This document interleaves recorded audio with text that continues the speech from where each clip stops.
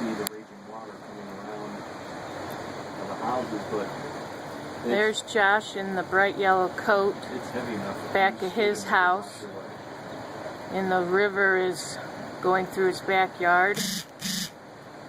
And that is actually our backyard.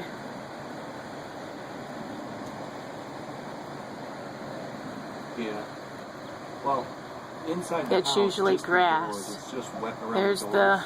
river and the apple So orchard. that's not a big deal. What I'm concerned about is all the water in the ductwork.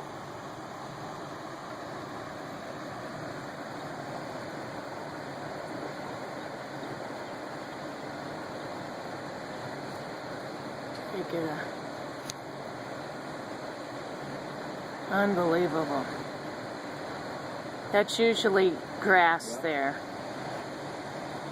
What? Yeah. Oh no, it's a downflow. And there's Goes there, steps comes with up to the top, and then goes water going down them. pumps air, through the floors and up to the Spring in Ohio.